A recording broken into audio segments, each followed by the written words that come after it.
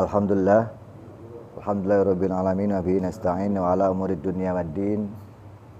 Asyhadu an la ilaha illallah wahdahu la syarikalah wa asyhadu anna Muhammadan abduhu wa rasuluhu la nabiyya ba'dah. Allahumma shalli wa sallim wa barik ala sayyidina Muhammadin wa ala alihi wa ashabi ajma'in, amma ba'd.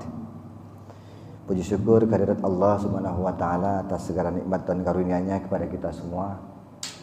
Nikmat iman, nikmat Islam, nikmat sehat walafiat, sehingga kita di pagi hari yang penuh barokah ini, di tempat yang insya Allah diberkahi Allah, kita berkumpul bersama dalam rangka thalabul ilmi, dalam rangka ibrah hasanah, mau'idhah hasanah. Mudah-mudahan apa yang kita peroleh dari sejak subuh tadi sampai detik ini adalah kemanfaatan yang luas dan merupakan bagian dari anugerah Allah yang tak terbatas. Salawat dan salam semoga tercurah dan teriring kepada Nabi kita Muhammad SAW, Nabi akhir zaman, Nabi yang sangat ingat atau sangat peduli terhadap umatnya, Nabi yang senantiasa mendoakan, dan kita bersyukur sebagai umat Rasulullah menjadi umat muslim yang berada di bawah ajaran dan panji Rasulullah SAW. Mudah-mudahan kita pun menjadi bagian dari sekian miliar umat muslim yang akan mendapat syafaat beliau di yaumil qiyamah. Amin. Baik, kita lanjutkan kajian Nashahul Ibad. Bismillahirrahmanirrahim. Wal maqalatus saminah. Kita masuk ke makalah yang ke-8. An Abi Hurairah radhiyallahu anhu, dari Abi Hurairah radhiyallahu anhu, wasmu Abdurrahman bin Sakhr. Jadi Abu Hurairah ini adalah nama aslinya Abdurrahman bin Sakhr. Jadi Abu Hurairah ini adalah laqab, konon katanya dalam banyak cerita beliau ini adalah pencinta kucing, maka digelari dengan Abu Hurairah. Jadi Hurairah itu adalah kucing, dan inilah orangnya yang kemudian diberi gelar Abu Hurairah. Namanya Abdurrahman bin Sakhr. Annahu qala Nabi sallallahu alaihi wasallam, Nabi bersabda, salasun munjiyatun ay mukhlisatun li sahibiha minal adab. Ada 3 hal yang bisa menyelamatkan. Menyelamatkan dalam pengertian selamat seseorang dari adab. Wa salasun muhlikatun, ada 3 hal yang dapat membinasakan atau merusak. Ai mauqi'atin li fa'iliha minal halak, atau perbuatan-perbuatan yang dapat membinasakan atau merusak. Wa salasun darajat, ada 3 hal yang dapat mengangkat derajat kita. Ai manazilu fil akhirah, atau derajat kita yang akan ditingkatkan atau akan disematkan di akhirat. Wa salasun kafarat, ada 3 hal yang dapat menyelamatkan atau menghapus kita dari dosa. Bidunubi amiliha. Jadi kata Abu Hurairah, ini juga berdasarkan hadis Nabi. Jadi hadis ini diriwayatkan dari Abu Hurairah, salasun munjiyat, ada 3 hal yang menyelamatkan, ada 3 hal yang membinasakan, ada 3 hal yang meningkatkan derajat, dan ada 3 hal yang dapat menghapus dosa. Amal munjiyatu fa khasyatullahi ta'ala fis sirri wal alaniyah. Satu yang dapat menyelamatkan kita adalah khasyatullah ta'ala fis sirri wal alaniyah. Kita takut kepada Allah, atau dalam pengertian ini adalah takwa kepada Allah dalam keadaan sembunyi-sembunyi maupun terang-terangan. Qadimasir li anna taqwallahu fi a'la darajah, didahulukannya takut kepada Allah dalam keadaan sir atau rahasia, karena ini adalah derajat yang tertinggi. Jadi memang orang kalau pengen takwa itu sembunyi-sembunyi, tidak boleh terang-terangan. Walaupun terang-terangan boleh, sebab bagaimanapun juga Nabi menyatakan sir wa alaniyah. Kita boleh sembunyi-sembunyi dan terang-terangan, walaupun yang sembunyi-sembunyi itu lebih afdal, lebih utama. Sebab banyak cerita-cerita begini, bahwa sesungguhnya Allah itu kalau berkehendak untuk mengangkat derajat seseorang, mengangkat seseorang di tengah manusia yang banyak, sekalipun orang itu tidak pernah mau. Sama seperti contoh misalnya Uwais Al-Qarni, betapa orang ini sangat tidak mau dikenal.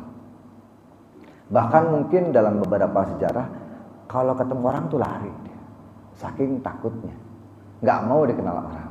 Tetapi ternyata bahwa orang ini paling dicari, bahkan sampai Nabi pun menceritakan Uwais Al-Qarni. Ini luar biasa.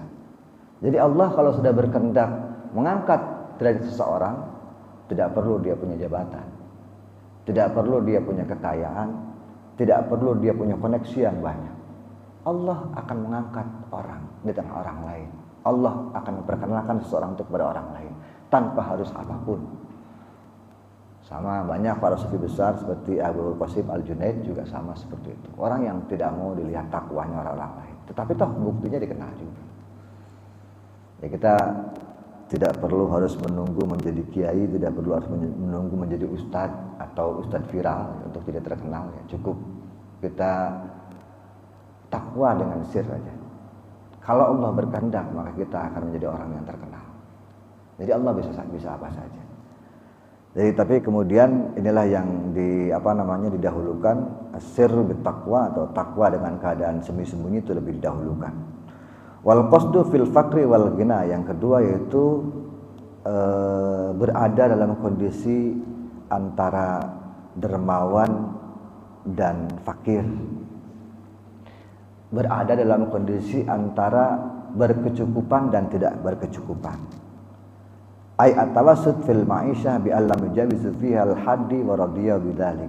Karena bersikap tengah-tengah antara kefakiran dan kecukupan, antara ketidakcukupan dan kecukupan itu dalam hidup, agar kita bisa ridho dan kita juga tidak melampaui batas. Ya, sekalipun kita ini orang kaya, banyak harta, punya kedudukan tinggi di masyarakat, punya jabatan tinggi di pemerintahan misalnya, ya bahwa itu semua adalah anugerah Allah yang diberikan. Sehingga kita ini menyadari bahwa apapun yang ada dalam diri kita itu adalah milik Allah. Allah bisa saja mengambil atau misalnya membuang atau menghapus. Sehingga ketika kita berada dalam kondisi yang tengah-tengah, ya kita merasa cukup sajalah. Al-qasdu bil faqri wal ghina. Jadi sudah berada di tengah-tengah antara ya kita merasa cukup, sekaligus juga kita merasa kurang. Artinya dengan cara demikian kita bisa berada di posisi tengah-tengah dalam hidup ya, fil ma'isyah. Sehingga kita pun tidak dibutakan oleh kekayaan, tidak dituhankan oleh materi pada akhirnya seperti itu. Tetapi bersikap ya tengah-tengah, biasa-biasa saja lah. Wal adlu fir ridha wal ghadab. Kemudian kita harus bersikap adil di antara ridho dan tidak suka atau al-ghadab. Maksudnya begini, orang kalau bersikap adil karena kita merasa bahwa itu Allah ridhoi, dan kita merasa adil bahwa sesungguhnya kita takut dimurkai Allah, itu lebih baik. So kadang-kadang adil itu ada adil yang untuk kelompok tertentu, ada adil yang untuk golongan tertentu, sehingga kepada golongan yang lain tidak adil. Ini yang kerap terjadi di antara kita. Itu sulit. Ya, kita jangankan untuk adil ke dalam tingkat negara ya, dalam tingkat keluarga aja sudah beda. Kita punya anak yang satu pinter misalnya, terus dikenal orang, kita kadang-kadang orang tua begitu. Kita lebih membanggakan anak kita yang itu dibanding yang lain. Padahal sesungguhnya belum tentu bahwa apa yang kita banggakan itu Allah ridho. Bisa jadi bahwa ketika kita membanggakan anak, kemudian menyampingkan anak yang lain, Allah benci kepada kita. Lebih baik kita ini biasa saja, jangan sampai kemudian kita menjadi naudzubillah orang yang dibenci Allah, karena susah. Kalau orang sudah dibenci Allah itu susah untuk melakukan hidup. Ya bagaimana kita bisa hidup sedangkan dunia dan bumi ini adalah milik Allah. Kita mau kemanapun juga, mau keluar dari sini juga bagaimana caranya ceritanya. Semua apa yang kita peroleh, anugerah Kita sudah hidup di alam yang menghirup udara dengan gratis, mengambil air dengan gratis, gak bayar gitu. Semua anugerah Allah. Lalu kemudian ketika kita dibenci oleh Allah, ya naudzubillah min dzalik. Istilahnya ibaratnya begini, lebih baik kita menjadi orang yang sengsara dalam hidup, lebih baik kita menjadi orang yang miskin, yang susah, daripada kita hidup dibenci oleh Allah. Itu yang luar biasa. Jadi kita harus bersyukur bahwa mudah-mudahan kita ini menjadi hamba-hamba Allah yang disukai. Ya, minimal ketika kita bergegas atau berlari untuk menyongsong ampunan Allah. Ini ada 3 hal tadi yang menyelamatkan. Yang pertama, bertakwa dalam keadaan sepi dan rame-rame, dalam keadaan sendiri atau rame-rame secara sembunyi-sembunyi atau terang-terangan. Kemudian yang kedua adalah berada di antara kecukupan dan ketidakcukupan. Yang ketiga adalah adil dalam keadaan ridho maupun marah. Wa amal muhlikatu, dan kemudian yang merusak atau yang membinasakan itu yang pertama, fasyuhun syadidun. Syuhun syadid adalah keadaan yang kikir, bakhil sangat. Jadi ada orang yang ada di sini yang begitu Pak. Orang yang bakhil banget gitu, kikir banget. Dia seolah-olah merasa bahwa apa yang diperoleh adalah milik dia sendiri, sehingga dia tidak mau memberikan sedikit pun kepada orang lain. Padahal sesungguhnya apa yang dia miliki itu ada hak orang lain. Sebab orang itu tidak akan bisa bekerja sendiri, tidak akan bisa memperoleh manfaat sendiri tanpa bantuan orang lain, siapapun. Ya, ketika kita bekerja di kantor, pasti kantor tidak akan mungkin dibuka kalau nggak ada OB. Bayangkan OB itu adalah orang yang paling berjasa dalam dunia pekerjaan. Kita tidak akan bisa nyaman kerja ketika kantor belum dibuka, meja masih kotor, ruangan masih kotor. Tetapi apakah kita memperhatikan kerja mereka itu? Kadang-kadang tidak. OB-OB itu di kantor dianggapnya orang rendahan. Bahkan kita suruh-suruh. Padahal kalau mereka tidak ada, repot kita. Siapa yang buka kantor? Siapa yang bersihin kantor? Siapa yang kemudian membukakan pintu? Yang kita pulang, pintu ditutup. Mereka semua adalah orang-orang yang berjasa untuk kita. Sehingga kita harus paham dan sadar apa yang kita peroleh selama ini adalah ada jasa orang lain di balik itu. Maka betul ketika Nabi bilang, man yashkurullah yashkurun nas. Kalau orang bersyukur kepada Allah, dia pasti akan berterima kasih kepada manusia. Karena pada hakikatnya tidak mungkin ketika kita bilang, alhamdulillah kita dapat rezeki ini dari Allah. Kita bersyukur kepada Allah tapi merupakan orang lain, merupakan manusia. Itu salah sebetulnya. Sebab bagaimanapun ketika kita dikasih rezeki dari proyek misalnya, atau dari orang lain, ya anggaplah itu adalah rezeki Allah, tetapi bahwa hakikatnya ada orang lain yang memberi kepada kita. Terima kasih kepada mereka. Itu. Karena Nabi bilang begitu, man yashkurullah, man la yashkurullah, may yashkurullah yashkurun nas.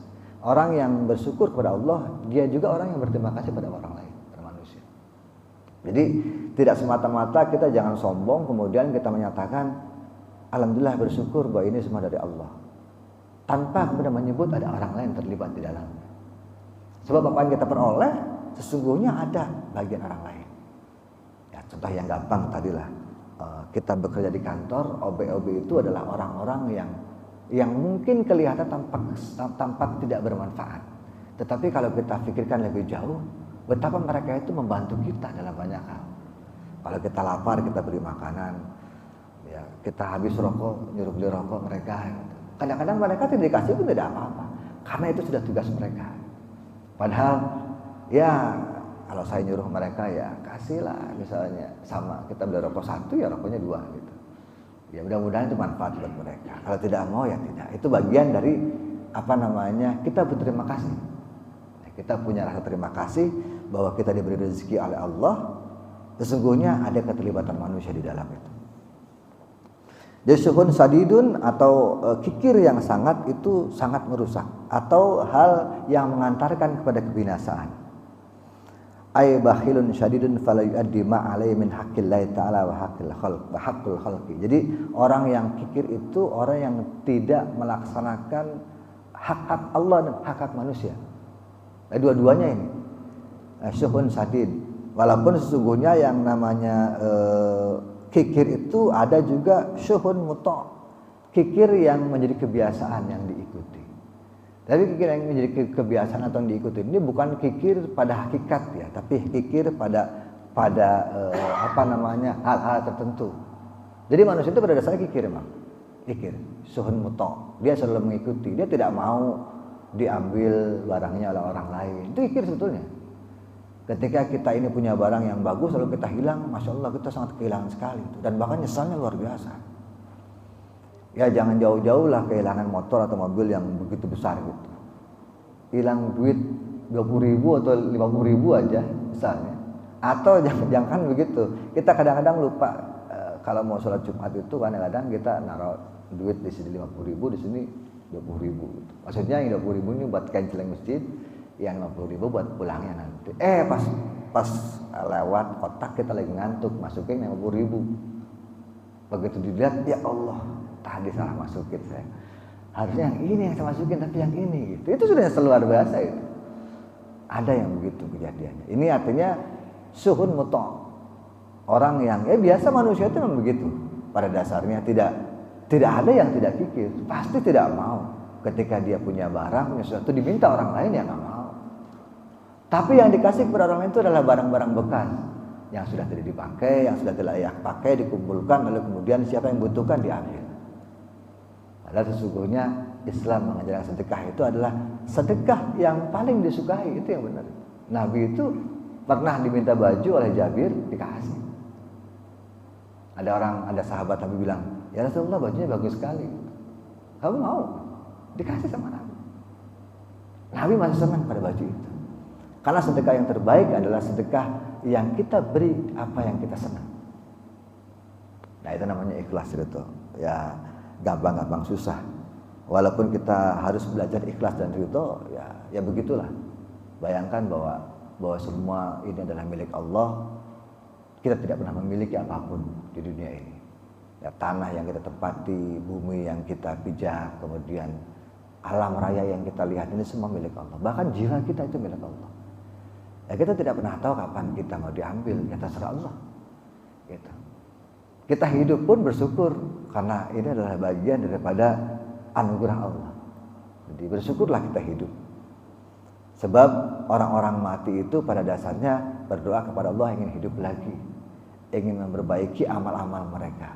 Nah, kita ditakdir masih hidup itu luar biasa. Sehingga wajar dan patut, bahkan wajib kita bersyukur kepada Allah. Ya Allah masih diberi hidup, sehingga saya masih bisa memperbaiki amal-amal saya setiap hari. Saya masih bisa bersedekah, saya masih bisa memberi manfaat kepada orang lain, saya bisa memberi manfaat untuk diri sendiri. Kira-kira begitu. Jalani hidup dengan baik, nikmati hidup dengan enak. Ini adalah anugerah Allah dan kita mesti bersyukur kepada Allah. Syuhun sadid adalah hal yang merusak. Lalu kemudian yang kedua, wahawan muttaba', hawa nafsu yang diikuti. Orang itu kalau mengikuti hawa nafsu tidak akan selesai dan tidak akan ada habisnya. Sebab nafsu itu tidak akan pernah habis. Jadi kalau kita punya banyak keinginan, menggantungkan kepada banyak hal yang kita inginkan, itu namanya mengikuti hawa nafsu, hawan muttaba'. Bagaimana tidak? Manusia memang dianugerahi Allah nafsu, tetapi nafsu ini ketika diikuti terus maka akan merusak. Itu pasti.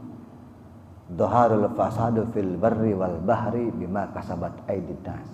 Rusaknya lautan dan daratan itu karena akibat ulah manusia. Ulahnya karena apa? Ya karena nafsu. Manusia itu susah dikendalikan nafsunya. Susah. Dan keuntungannya, keistimewaan manusia dikasih nafsu itu berarti bahwa manusia itu kemudian bisa memakmurkan bumi. Hikmahnya di situ. Seandainya manusia tidak beri nafsu seperti malaikat, ya bumi tidak akan makmur. Siapa yang akan bisa mengelola bumi? Siapa yang akan bisa kemudian mengelola alam, mengambil manfaat dari alam? petani memanfaatkan tanahnya untuk ditanami, kemudian para ahli geologi memanfaatkan bumi untuk digali kekayaan alam di dalamnya. Lalu kemudian para astronomi memperhatikan bintang-bintang dan bulan dan bahkan alam raya ini semuanya. Itu adalah karena nafsu. Kalau tidak diberi nafsu seperti para malaikat, ya sudah, yang sujud ya sujud terus sepanjang hayat. Ada malaikat di Arsy sana, malaikat di ketika Nabi Mi'raj itu ada malaikat yang kerjanya sujud. Ya dari sejak diciptakan sampai saat ini apa yang di kiamat ya sujud pekerjaan. Ada malaikat yang dikerjakan oleh Allah sebagai pengantar rezeki, ya sudah pekerjaannya itu saja. Dia tidak akan berubah pekerjaan. Kalau manusia kan berubah-berubah. Awalnya jadi tukang jadi OB misalnya, kemudian dapat kesempatan untuk daftar jadi PNS, lalu kemudian dia menjadi PNS akan lebih baik. Manusia seperti itu, ada peningkatan-peningkatan, ada perubahan-perubahan. Malaikat itu dalam hadap Allah yang paling taat, sehingga imannya malaikat itu begitu. Imannya malaikat itu adalah iman yang stabil, ya, tidak naik tidak turun, ya tetap aja begitu iman. Tetapi mereka adalah makhluk Allah yang paling taat. Jadi setelah syuhun syadid, hawan muttaba.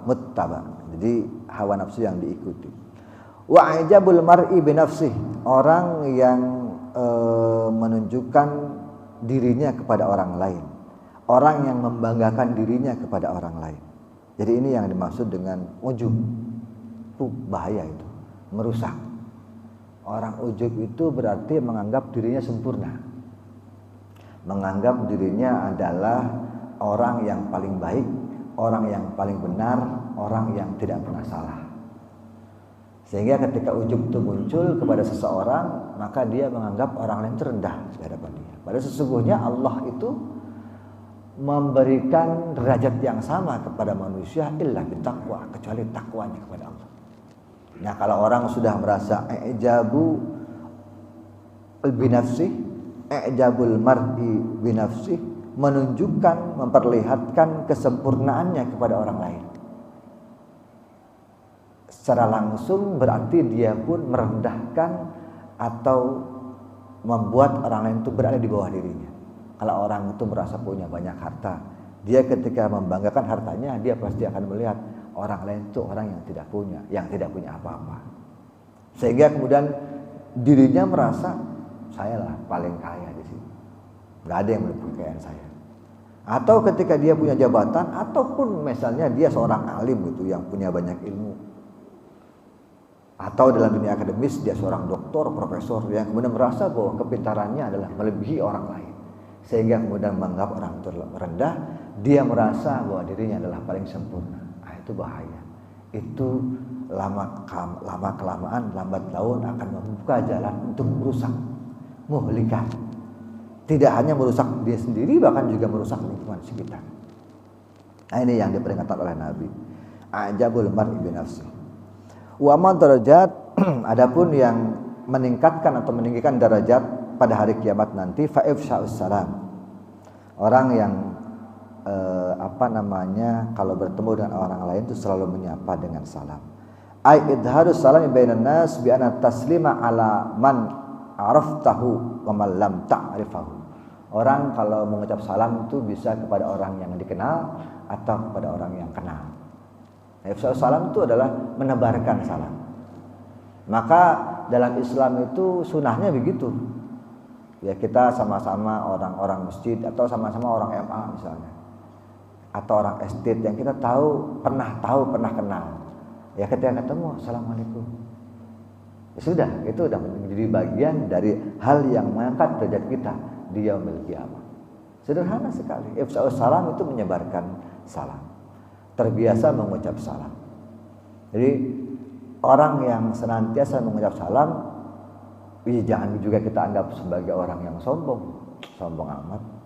Baru segitu aja dibilang salam mulu. Ya nggak usah.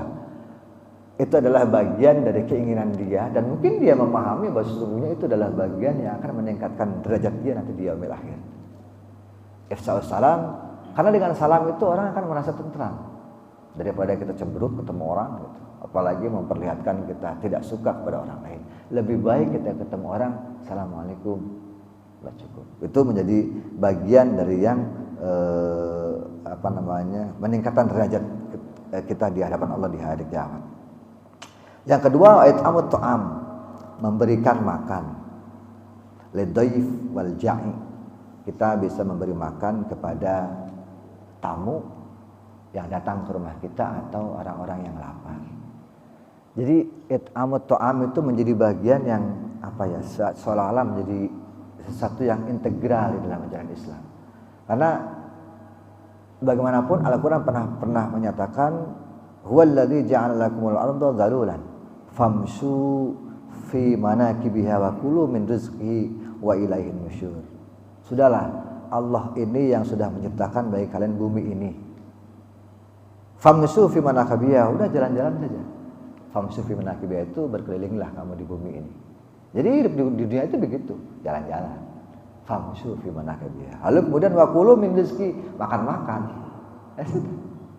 Maka wajar kalau ada orang-orang muslim itu yang kemudian ketika syukuran makan-makan. Ya kan yang begitu. Allah menciptakan bumi ini untuk kita jelajahi. Artinya jalan-jalan. Makanya sering-sering jalan-jalan, jangan di rumah mulu, pusing. Sering-sering jalan-jalan keluar, melihat keindahan alam. Karena itu adalah peringatan Al-Quran. Wallazi ja'ala lakumul arda dalulan famshu fi manakibiha. Jelajahi bumi ini. Jalan-jalan keliling. Ya kalau misalnya menjelajahi bumi nggak bisa karena terlalu mahal biayanya, terlalu jauh, ya keliling MA lah. Keliling Ciputat tiap minggu itu kan lumayan itu. Silahkan keliling, lihat situasi sekitar, lihat kanan kiri, lihat alam, melihat orang-orang yang sedang berjualan, bekerja, mereka itu luar biasa. Ini adalah menjadi ibrah untuk kita semua. Wa kulu min rizqi, lalu kemudian udah jalan-jalan ketemu tukang dagang martabak, ya berhenti dulu beli martabaknya, bawa pulang. Ada tukang serabi, berhenti beli serabi, kan begitu. Itu namanya famshu fi manakibiha wa kulu min rizqi. Itu adalah kita jalan-jalan lalu kita makan. Sehingga kita tidak heran ketika ada orang yang merasa ingin bersyukur lalu mengundang tetangganya untuk makan-makan. Ya nggak usah heran. Karena itu adalah bagian dari it'amut ta'am. Memberi makan kepada para tamu. Nggak masalah ketika ada orang meninggal, misalnya kita juga menjadikan makan untuk tamu. Karena tujuannya bukan untuk memberi makan orang yang mati, tetapi menghormati tamu. Tujuannya itu. Kita nggak ada tujuan untuk ketika makan-makan orang mati, urusannya lalu kemudian jadi bermasalah. Ya tidak. Saya ketika ada orang tua meninggal, ketika ada kerabat yang meninggal, saya menjadikan makan untuk tamu. Karena Nabi memerintahkan it'amut ta'am lidhaif wal ja'i. Saya harus memberikan makan kepada tamu dan juga orang-orang lapar. Bahkan ayat Al-Quran jelas, wa famshu fi manakibiha wa kulu min rizqi. Jalan-jalan lalu kemudian makan-makan. Sudah, itu adalah bagian dari hakikat hidup. Wassalatu bil-laili wan nasu niyam. Yang ketiga yang dapat meningkatkan derajat adalah salat di malam hari pada saat orang lain tidur. Ai at-tahajjudu fi jawfil laili hal ghaflatin nasi fil ladzat naum. Kita salat tahajud itu ketika orang lain sedang dalam keadaan nyenyak tidur dan nikmat tidur. Kenapa demikian? Karena ini adalah hikmahnya betapa ketika kita itu ditakdir Allah tidur yang begitu nikmat, tetapi kita mau bangun di sepertiga malam atau di penghujung malam hanya untuk berzikir dan berdoa kepada Allah. Ini kan luar biasa. Artinya orang ini pandai bersyukur. Syukur dalam artian betul-betul menjalankan ketaatan kepada Allah. Syukur dengan cara memperketat ibadah kepada Allah. Jadi syukur itu banyak halnya. Salah satunya adalah ketika orang itu bangun di saat orang lain tidur. So bagaimanapun juga nilai sholat qablal fajri itu kan lebih tidak bisa diukur dengan kekayaan duniawi. Hadisnya seperti itu bunyinya. Orang kalau melaksanakan atau terbiasa melakukan sholat qoblal fajri, itu berarti orang itu tahu sesungguhnya bahwa ada pahala yang besar, bahkan bisa tidak tergantikan. Bumi, langit isinya pun tidak kalah dengan sholat itu. Nah, ini ada cerita Abul Qasim Al-Junaid adalah orang sufi besar, muridnya ribuan, banyak muridnya, bahkan ilmunya manfaat dikenal di mana-mana. Ketika dia wafat, lalu kemudian muridnya bermimpi bertemu dengan Abul Qasim. Lalu ditanya, wahai Abul Qasim, ya Abul Qasim, apa yang membuatmu masuk surga? Kata Abul Qasim, ternyata murid saya yang ribuan itu tidak ada manfaatnya. Ilmu saya yang segunung, yang selebar lautan, yang banyak sekali itu tidak ada manfaatnya. Yang memberi manfaat dan memasukkan saya ke surga hanyalah rakaat-rakaat kecil ketika saya sholat tahajud. Jawabannya begitu aja. Jadi jangan dikira bahwa ketika seorang ulama, seorang ustadz itu muridnya banyak, itu adalah manfaat untuk diri, belum tentu.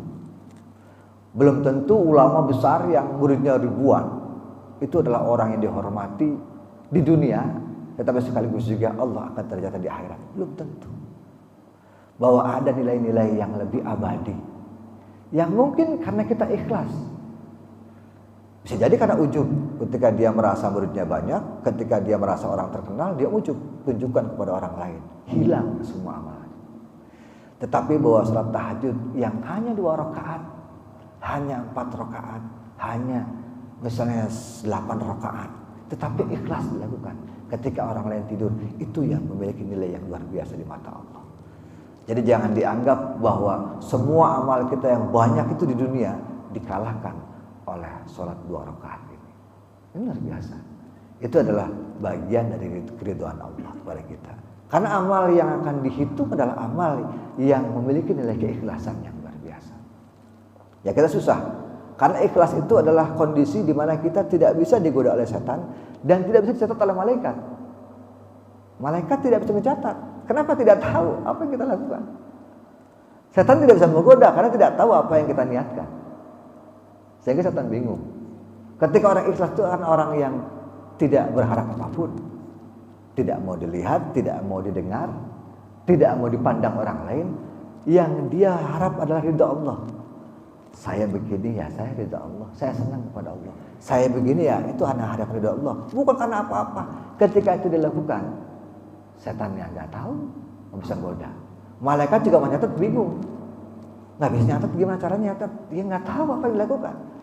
Tapi hanya Allah yang tahu dan dia sendiri yang tahu.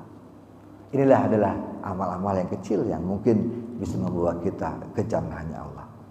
Lalu kemudian setelah itu wa amal kafarat, ada hal-hal yang kemudian dapat menghapus dosa kita.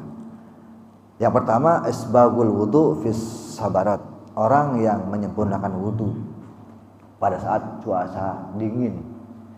Jadi kadang-kadang seringkali kita dapatkan kalau kita lagi dingin banget itu wudu itu ya hanya sebatas sebatas yang wajibnya saja lah, yang rukunnya saja, sedangkan yang lainnya tidak disempurnakan. Padahal ada hikmah di balik kenapa wudu itu disempurnakan. Orang yang membiasa atau tergerak untuk menyempurnakan wudunya itu adalah bagian dari kafarat lidzunub.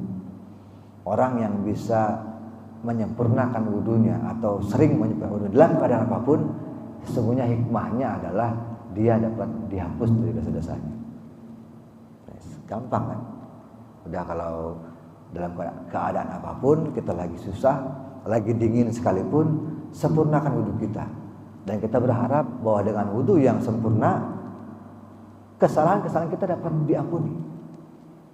Kafarat. Wudu yang sempurna itu adalah kafarat fitnah, kafarat dari dosa. Lalu yang kemudian wa naqlul aqdami ilal jamaah. Orang yang bersegera melangkahkan kakinya untuk salat jamaah. Jadi Allah itu memanggil kita itu luar biasa. Kadang-kadang kita ini dipanggil Pak RT lebih cepat datang ya. Pak RT misalnya manggil ada pembagian sembako, wah luar biasa itu. Udah ngantri pada pagi. Tetapi ketika Allah memanggil kita, ya kita leha-leha santai saja. Nah makanya yang dimaksud dengan naqlul aqdam ilal jamaah adalah kita berlari lah kira-kira sedikit bergegas.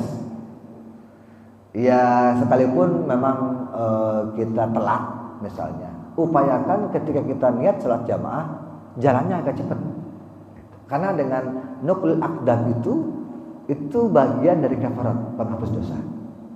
Ya, jangan nyantai-nyantai aja gitu. Kalau bisa agak cepat, karena ini merupakan bagian dari bagaimana kita ini berharap dari panggilan Allah. Dan Allah memanggil kita untuk sholat. Kita tahu bahwa Allah yang memanggil, seolah-olah kita agak cepat jalannya. Jangan leyah-leyah. Kalau dipanggil PRT leyah-leyah nggak apa-apa lah gitu. Nyantai gitu. PRT manggil pembagian sembako atau ada pembagian jatah UMKM misalnya, udah nyantai aja lah gitu. Tapi kalau sholat segera agak cepat-cepat jalannya, apalagi sholat jamaah. Ya kita kadang-kadang kebalik begitu, susah. Padahal Allah itu yang memberi kepada kita banyak. Bahkan Allah tidak mengharap apa-apa dari kita. Emang pernah Allah mengharap kita ibadah? Enggak. Apa pernah Allah mengharap kita ini kemudian bertakwa kepada Allah? Tidak juga. Allah membiarkan kita, tetapi Allah akan memberi ganjaran kepada orang berbuat baik dan akan memberi balasan kepada orang yang berbuat buruk. Itu saja. Gitu.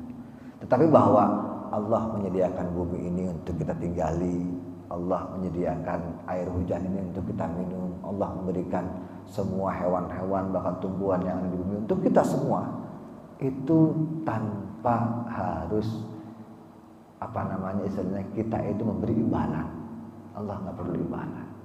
Tetapi kalau bos-bos kita di kantor, kita membantu pekerjaan kita, lalu kemudian kita ini punya pekerjaan yang baik, lalu kemudian bos kita kasih imbalan, wajar, sisi manusiawi. Dan kita memberikan imbalan juga kepada pimpinan kita dengan cara kita bekerja dengan baik. Kenapa demikian? Ya wajar, karena kita dibayar. Ada timbal balik. Tetapi Allah tidak ada timbal balik. Kasih bumi, pakailah air, gratis. Oksigen yang sekian banyak, nafas kita gratis, nggak bayar. Mau kemanapun juga kita pergi, oksigen masih ada. Tanah yang kita pijaki, air yang kita minum, semuanya hakikatnya adalah dari Allah. Lalu kemudian yang ketiga, wantidharu salat ba'da salat, orang yang menunggu salat ke salat yang berikutnya. Jadi ini menarik ya. Ada beberapa cerita tokoh sufi besar, bahkan saya lupa masih Al-Junaid kayaknya. Al-Junaid itu adalah orang yang senantiasa kalau sudah sholat itu dia menunggu sholat berikutnya. Dia cuma bilang begini, ya Allah, saya ini tidak tahu kapan saya ini kemudian diambil nyawa saya oleh-Mu ya Allah. Tapi paling tidak saya ini mengharap ketika saya dipanggil oleh makhluk, saya tidak akan mendahulukan mereka, tetapi saya akan mendahulukan ketika Engkau sebagai Khalik yang memanggil saya. Sehingga sufi itu ketika menunggu, dia akan menunggu suatu salat itu 1 jam atau setengah jam sebelum salat dia sudah di masjid. Kenapa? Dia menunggu. Dia malu masa dipanggil orang saja, padahal undangannya jam 9. Ya kan, undangan rapat. Wah, dia orang tuh jam 7 udah datang. Seolah-olah takut sekali bahwa kerapatnya tertinggal. Kita bahkan ketika dipanggil presiden, jangan presiden ya, bupati sajalah. Undangan rapat jam 9 misalnya. Wah, jam 7 udah datang, Pak. Serius, dan bahkan itu sudah mempersiapkan dari malam. Jalannya dipikirin macet apa enggak gitu. Naiknya naik apa. Sudah di plotting sedemikian. Planningnya udah jelas. Kenapa? Agar kita sampai ke tempat orang yang manggil kita itu tidak telat. Itu luar biasa. Makhluk bisa begitu. Makhluk Allah yang punya jabatan, yang punya kekuasaan, ketika memanggil kita itu luar biasa. Kita bisa cepat sampai ke sana. Tetapi Allah yang punya langit dan bumi, Allah yang memberi kita rezeki, Allah yang memberi kita hidup, mau kita leha-leha saja, biasa saja. Dipanggil Allah, ya nunggu koma. Bahkan ketika koma tuh pelan-pelan jalan. Itulah manusia, gak apa-apa gitu. Itu masih mending daripada tidak sama sekali. Allah tidak bermasalah. Silakan, ini adalah bagian dari kehidupan manusia. Tetapi Allah memperingatkan, ada nilai-nilai yang bisa diambil sebagai ibrah. Ada hal-hal yang bisa menghapus dosa. Ketika orang bergegas untuk jamaah. Langkahnya itu dipercepat, karena itu adalah langkah-langkah penghapus dosa. Ya, jadi kemudian ya saya kira udah selesai lah, udah kebanyakan. Ini adalah 3 hal yang merusak, 3 hal yang mengangkat derajat, 3 hal yang menyelamatkan, dan 3 hal yang menghapus dosa. Mudah-mudahan ini menjadi bagian ibroh, pelajaran yang berharga untuk kita semua, menjadi pegangan hidup atau minimal ya menjadi bahan renungan untuk kita semua. Semoga kita menjadi hamba-hamba Allah yang lebih baik, menjadi orang-orang yang senantiasa berpikir untuk lebih baik dan manfaat pada diri sendiri maupun orang lain. Terima kasih. Saya kira ada pertanyaan.